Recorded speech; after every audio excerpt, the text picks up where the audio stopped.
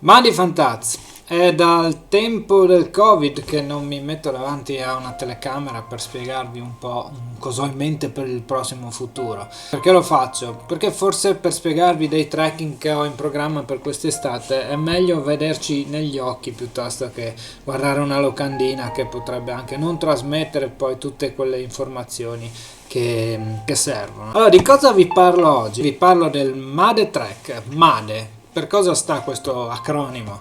Made and Undesired Experience, si può dire anche in italiano, un percorso che si sviluppa per valorizzare gli alpeggi tra Friuli e Carinzia. È un percorso molto molto bello, segue in alcuni tratti la traversata carnica, si accavallano ma si discostano anche in altri tratti percorrendo montagne differenti, vallate differenti. Made Trek nella sua forma complessiva prevederebbe un percorso di 125 km, di fatto la partenza ufficiale è da Cima Sappada e l'arrivo è sul Monte Lussari. Lo propongo in maniera un po' più edulcorata per far sì che anche chi non è proprio allenatissimo possa partecipare a questa serie di escursioni. Quindi mi concentrerò sulla parte centrale, la più bella di questo percorso. Andremo a fare, anziché 125 km solo, si fa per dire, 75 km. Da dove partiremo? Ci troviamo a Tolmezzo il primo giorno con un transfer dedicato. Arriveremo alla partenza, cioè alle sorgenti del Piave. Siamo in comune di Sappada,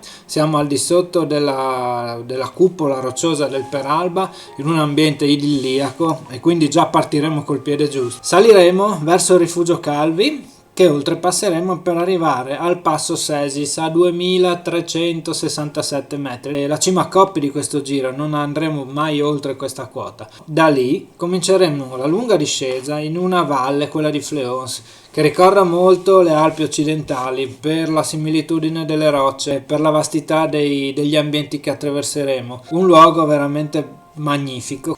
Come magnifico è il lago Pera, che raggiungeremo poi dopo la successiva risalita del valloncello di Sissanis.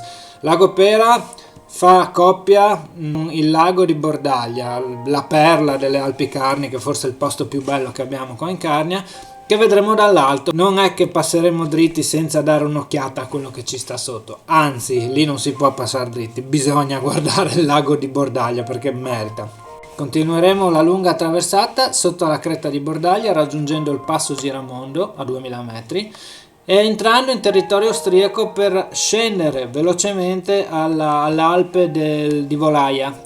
Siamo di fatto dietro il passo di Volaia, dietro il lago di Volaia, una bellissima conca con questa malga con un pascolo piuttosto grande. Passeremo attraverso il pascolo per risalire al rifugio Volaia, e questo lo conoscono in tanti, e al lago di Volaia.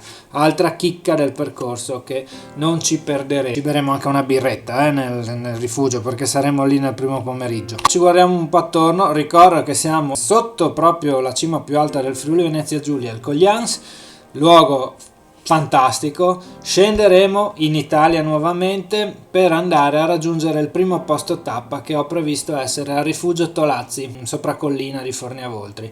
Passeremo la notte in tranquillità, grazie anche alla buonissima gestione della ragazza che lo gestisce, e quindi ci rinfrancheremo delle fatiche fatte questa giornata. Una tappa, la prima, che è un po' lunghetta, ma con il giusto passo, senza correre, ci godremo sia la tappa che quanto ci sta attorno. Ricapitolando, la prima tappa sono 17 km, un dislivello complessivo indicativo di 1000 metri. Quanto cammineremo? 7 ore circa, poi dipende quanto ci fermeremo al rifugio austriaco per la birra, ma nessuno ci corre dietro, anzi. Seconda tappa del 16 giugno, lasciamo il rifugio Tolazzi e ci inoltriamo nel vallone del Rio Fulin, e quindi salendo verso il rifugio Marinelli a 2122 metri, il rifugio più vecchio delle Alpi Carniche, ma in mezzo c'è Malga Moraretto, un posto che conosco benissimo perché ci ho lavorato, quindi andate tranquilli. Scollinato al rifugio Marinelli, entriamo nella valle del But, quindi cambiamo versante totalmente, iniziamo una discesa verso la Val di Collina Grande, panorami molto ampi, la cresta della Chianevata, il Palpiccolo in lontananza. Possiamo parlare di tante cose che sono successe in questa zona tristemente ricordata per i fatti della prima guerra mondiale, e questo è un argomento che a me sta molto a cuore, ma ne parleremo. Arrivati alla Collina Grande taglieremo verso la Malga Lavarate, un tratto di percorso piuttosto selvatico. Diciamo che il sentiero c'è, non preoccupatevi, però bisogna sapere dove andare perché non è proprio segnalato in maniera perfetta.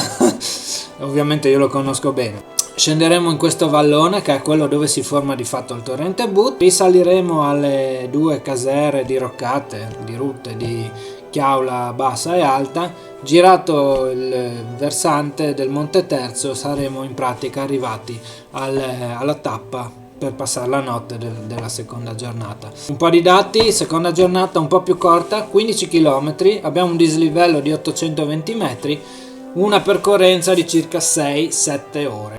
Terzo giorno ci svegliamo con un panorama incredibile, la visione della dorsale di confine con tutte le cime calcaree che si stagliano, uno spettacolo, non ve lo racconto ma immaginatelo. Oggi scendiamo verso la Valle del But, quindi la prima tappa diciamo è quella del paese di Timau. Vi parlavo delle vicende storiche, faremo proprio un focus andando a visitare l'ossario, il tempo-ossario di Timau, il piccolo ma dotatissimo museo della Grande Guerra. Si parlerà delle vicende dei nostri soldati, si parlerà di quelle figure ormai entrate nel mito femminili che erano le portatrici carniche. Approfondito a dovere l'argomento, siamo pronti dopo il pranzo per salire alla Malga Pramosio che ci aspetta come posto tappa. Una salita di un paio di ore in tranquillità, passeremo accanto al bosco bandito di Timau, tanti aspetti da approfondire lungo il percorso.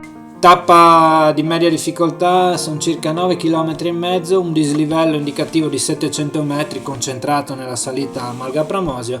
Tempistiche 6-7 ore, poi dipende quanto ci fermeremo al museo. E sono al quarto giorno di cammino, spettacolo, come sempre il risveglio in Malga è una cosa da provare. Cosa ve lo dico a fare? Se non l'avete mai provato vi consiglio di provarlo.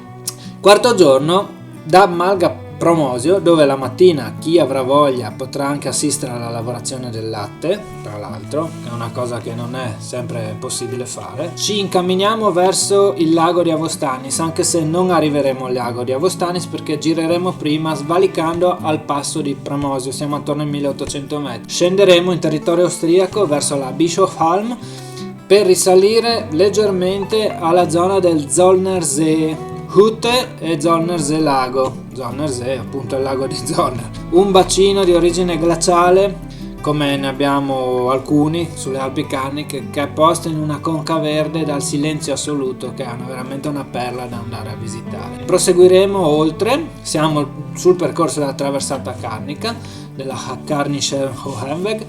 Scendiamo al passo di Stranig, siamo sulle Alpi di Paularo, quindi abbiamo ben davanti le moli dello Zermula, di Cordin, una serie di montagne che conosco molto bene perché ci ho lavorato anche qua una stagione. Il nostro punto d'arrivo è la Malga Valbertat Bassa, ora agriturismo al cippo, dei locali rustici con un personale fantastico. Come entri non puoi esimerti da iniziare a ridere, sono veramente fantastici. Ci rinfrancheremo la sera e mangeremo dell'ottimo cibo. Quindi, per fare un po' di riassunto, il quarto giorno faremo 17 km e mezzo, un dislivello di circa 700 metri per una tempistica di 7 ore.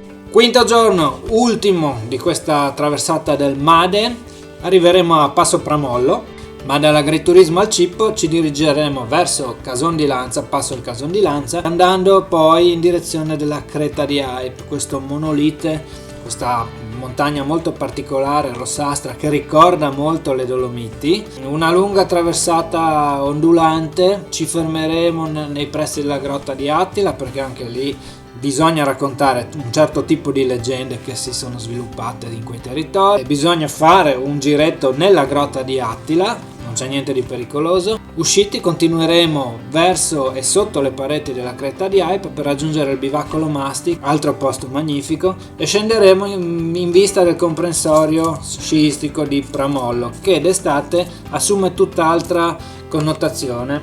Valicheremo quindi le piste, ma saremo allietati da milioni di fioriture, perché è uno spettacolo. E passeremo un lago alpino e rientreremo poi attraverso il Monte Madrizze al vallone del Winkel. Rientriamo in Italia e guardando le pareti nord della cresta di Pricot e del Monte Cavallo scenderemo alla Baita Winkel e termineremo la nostra avventura sulla strada che collega Pramollo al paese di Pontebba, dove ci aspetterà il transfer per caricarci e riportarci al punto di partenza convenzionato. Cosa dire su questo percorso? Che se non avete mai provato un'esperienza del genere io ve lo consiglio, saranno veramente tanti spunti interessanti, saremo immersi in una natura predominante, non avremo mai problemi di affollamento perché le nostre montagne qua in Carnia sono altrettanto belle quanto le nostre confinanti Dolomiti, però abbiamo il vantaggio che non c'è la ressa. Pensateci, se vi interessa potete visitare il sito di Prime Alps, di cui io faccio parte come guida assieme ai miei 4 colleghi, oppure potete scrivermi direttamente se avete altre domande. Vi aspetto, ciao! Fiori, natura, malghe, sentieri ben tenuti, storia, prima guerra mondiale, tramonti, albe, prodotti caseari, come si fanno i prodotti caseari, mangiare più non posso, prodotti tipici, amicizia, passi condivisi, una brava guida del territorio, più di così